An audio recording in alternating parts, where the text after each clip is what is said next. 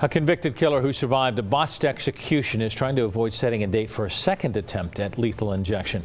While the world is still torn in two about the morality and efficacy of the death penalty, it remains in many countries. Over the years, the world has watched a number of death row convicts face death and win over it. I will take you on an eye-opening journey on crazy ways death row convicts managed to cheat death and what fate awaited them outside the execution chamber. Rommel Broom. Rommel Broom's journey to death row began in his early life, marked by a series of criminal activities that would shape his dark path. Born in Muskegon, Michigan, Broom moved to Ohio at a young age, where he would soon find himself entangled in a life of crime. As a juvenile, he committed several non-violent offenses, leading to repeated confinement in the Ohio Youth Commission. However, it was in 1974 that Broom's criminal activities took a violent turn. Alongside another individual, he committed an armed robbery, brandishing a gun and forcing a man out of his car. The act of violence foreshadowed the depths to which Broom's actions would sink. Just a year later, in 1975, Broom raped a 12-year-old girl, leaving a scar on the victim and the community. This was not an isolated incident, as Broom also engaged in another armed robbery during the same period. When the long arm of the law eventually caught up to Broom, the consequences of his actions were swift and severe. Broom pleaded guilty to rape,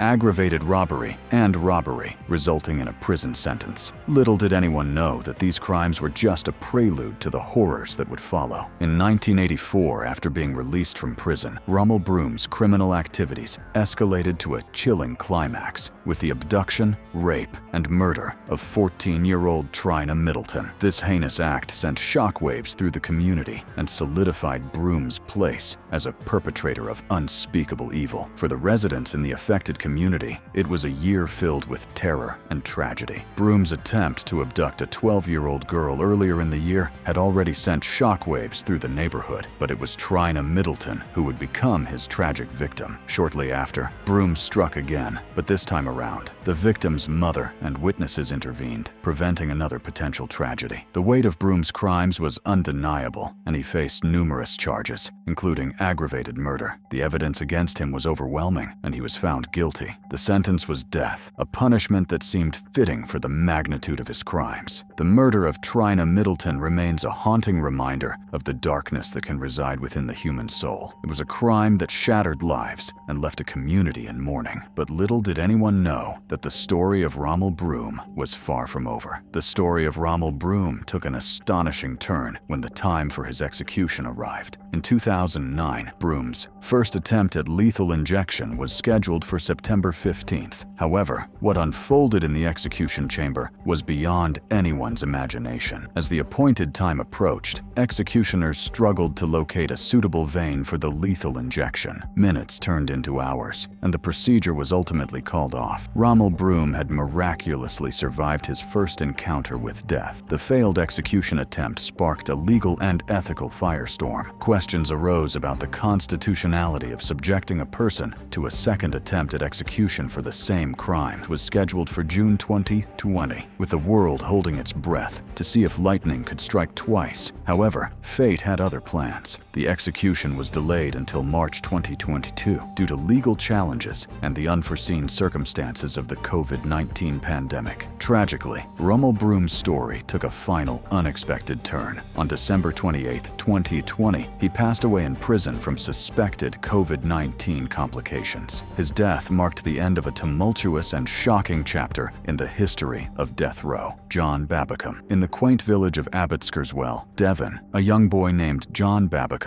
Lee was born on August 15, 1864. Little did anyone know that this seemingly ordinary child would one day become the center of a sensational and unbelievable story. As a teenager, Lee found himself drawn to a life of adventure and mischief. He joined the Royal Navy, where he honed his skills and developed a reputation as a skilled thief. However, his life took a sinister turn when he crossed paths with Emma Kais, a wealthy and respected woman living in Babacom Bay near Torquay. Emma Kais was known for her kindness and generosity, but she also had her fair share of enemies. On November 15, 1884, 1994, tragedy struck when she was brutally murdered in her own home. The only person present at the time was John Babacom Lee, who worked as a footman in her household. The evidence against Lee was weak and circumstantial, but it was enough to cast suspicion upon him. His previous criminal record didn't help his case either. Despite maintaining his innocence, Lee was arrested and charged with the murder of Emma Kais. The trial that followed was a media frenzy, with newspapers sensationalizing every detail of the case. The prosecution painted Lee as a cold-blooded killer, while the defense argued that he was being framed. The jury, swayed by the prosecution's narrative, found Lee guilty and sentenced him to hang. But fate had other plans for John Babacom Lee. On February 23, 1885, 3 attempts were made to carry out his execution at Exeter Prison. Each time, the trapdoor malfunctioned, preventing the noose from tightening around his neck. It was an unprecedented and shocking turn of events that left everyone baffled. The Home Office launched an investigation into the failed executions, which revealed a misalignment in the gallows. This revelation raised doubts about the fairness of Lee's trial and the reliability of the evidence presented against him. As a result, his sentence was commuted to life imprisonment. John Babacom Lee became known as the man they couldn't hang. His story captivated the public's imagination, and he became somewhat of a celebrity. Even from behind bars, Lee continued to maintain his innocence and petitioned for his release. Finally, in 1907, after spending over 2 decades in prison, John Babacom Lee was granted his freedom. But what awaited him on the outside? How would he rebuild his life after enduring such a harrowing ordeal? After his release from prison in 1907, John Babacom Lee faced the daunting task of rebuilding his life. The world had changed significantly during his time behind bars, and he had to navigate a society that was both fascinated by and skeptical of his infamous past. Lee capitalized on his notoriety by embarking on a lecture tour, sharing his incredible story with captivated audiences. People were eager to hear firsthand accounts of his survival against all odds. His lectures were met with both admiration and skepticism, as some questioned the authenticity of his claims. In addition to his lectures, Lee also found himself in the spotlight of the emerging film industry. In 1913, he made his silver screen debut in a silent film titled The Man They Couldn't Hang. The film, loosely based on his life, portrayed Lee as a heroic figure who triumphed over injustice. It was a commercial success and further solidified his place in popular culture. However, as the years went by, Lee's notoriety began to fade. His whereabouts after 1916 became increasingly unclear, and there were even rumors that multiple individuals claimed to be John Babacom Lee in later years. The truth behind these claims remains a mystery to this day. The man who had defied death and captured the imagination of the world passed away in the United States. His death marked the end of an era, leaving behind a legacy that continues to intrigue and fascinate to this day. Willie Francis, born on January 12, 1929, in a small town in Louisiana, Willie Francis grew up in a world filled with racial tensions and inequality. From a young age, Francis faced numerous challenges and hardships. Growing up in a predominantly white community, he experienced discrimination and prejudice on a daily basis. Despite these obstacles, Francis displayed resilience and determination, striving to overcome the barriers that society placed in his path. Tragically, Francis's life took a dark turn when he found himself entangled in a web of crime. At the age of 16, he was convicted of first-degree murder for the killing of Andrew Thomas, a pharmacy owner in St. Martinville, Louisiana. The circumstances surrounding the crime were murky, and doubts about Francis's guilt began to emerge. During his trial, Francis faced a justice system that seemed stacked against him. His court-appointed defense attorneys offered no objections, called no witnesses, and put up no defense. Despite being underage at the time of the crime, Francis was found guilty by 12 white jurors and sentenced to death. The case of Willie Francis quickly gained national attention, shedding light on the deep-rooted racial biases within the Louisiana court system. Many questioned the fairness of his trial and the treatment of African Americans within the criminal justice system. On that fateful day, May 3,